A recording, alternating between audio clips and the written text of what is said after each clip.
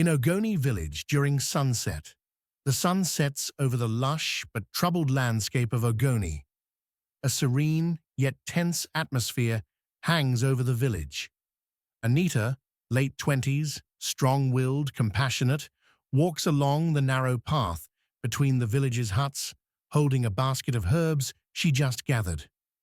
Her long hair is tied back in a simple knot, her face a mixture of serenity and determination. She is a healer in the village, loved and respected by her people. She glances over her shoulder, as if expecting someone. Anita enters a humble hut adorned with traditional Ogoni art. Inside, her grandmother, Mama Kojo, sits on a low stool by the fire, grinding herbs in a mortar. Mama Kojo, softly, "Anita, the soldiers are coming again tomorrow. You must be careful." Anita, "I know, Mama. I've heard their voices getting closer each day."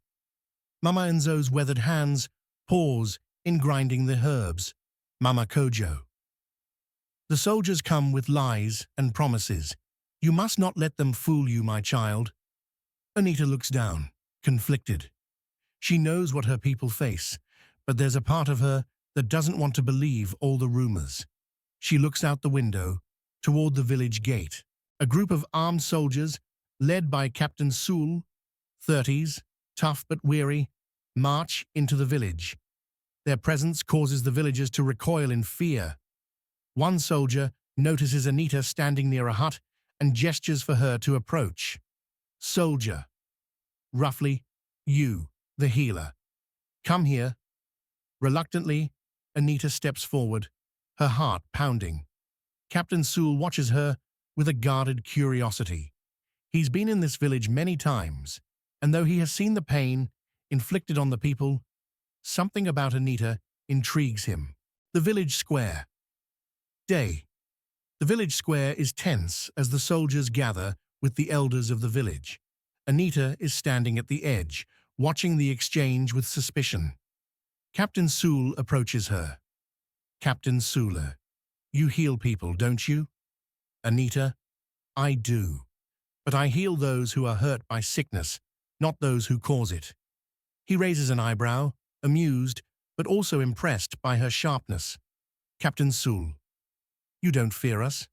Anita, "You've hurt many, but I believe in healing, even for those who do wrong. I believe every wound can be healed." There's an awkward silence between them, but something flickers in Captain Sul's eyes. A mix of respect and something more. The village hut. Night. Anita prepares herbal medicine. She looks up as Captain Sul enters the hut, uninvited. He's wearing a tired look, his uniform dusty. "Captain Suli, softly, I need your help." Anita stares at him, confused. "Anita, I don't help soldiers." Captain Sul, pause. "I'm not here to take lives, Anita. I'm here because I believe in something greater than orders." Anita watches him carefully, still cautious but intrigued. Captain Sula, persistent. "My men are sick. They've been drinking contaminated water. If you can help us, I promise I'll do what I can to protect this village." Anita is hesitant, caught in the dilemma of helping the enemy. Anita, softly, "I will help, but I will not do it for you. I do it for the people who live here, for their future, not yours." Captain Sul nods, understanding. Days later, in Ogoni village. As days pass, Captain Sul and Anita have several more encounters. Their conversations begin to shift from war and pain to shared humanity. He reveals more about himself, his childhood in a village, his sense of duty, and the conflict inside him. Anita shares her dreams of peace for Ogoni and the pain of seeing her people suffer. They begin to build a fragile bond, one rooted in mutual respect, though they both know it's dangerous to trust anyone in such a turbulent time. Village hut, night. Anita and Captain Sul are sitting on the floor of her hut. She's preparing another remedy, her fingers deftly mixing herbs.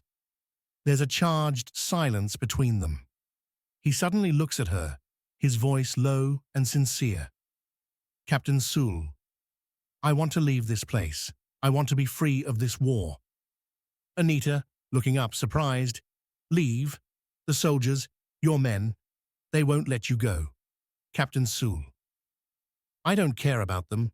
I care about what's right. And what's right is you.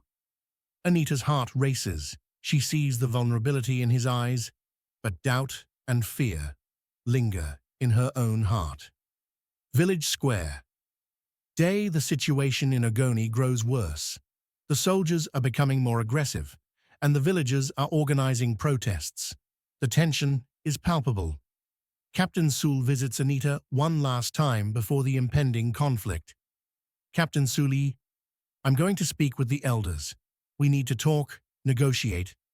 Maybe it's not too late for peace. Anita looks at him with a mixture of hope and sadness. Anita, I want to believe that. I want to believe that you're different, but I've seen too many men like you.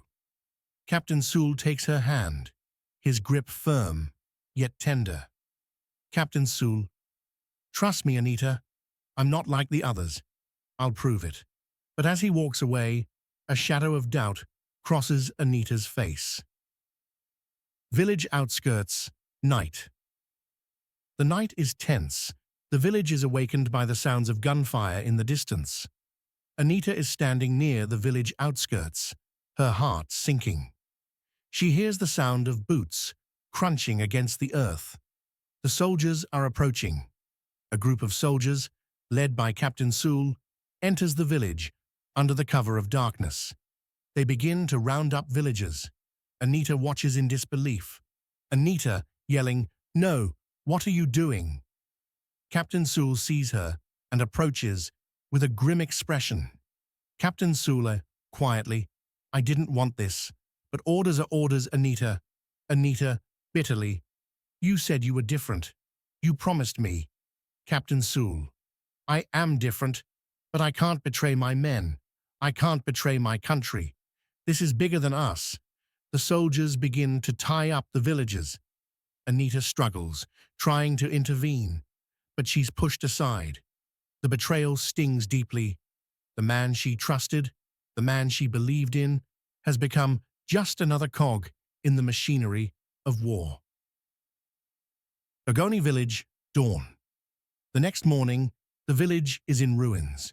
Villagers are wounded, their homes destroyed. Captain Soul stands by the gates, watching as Anita watches him from a distance.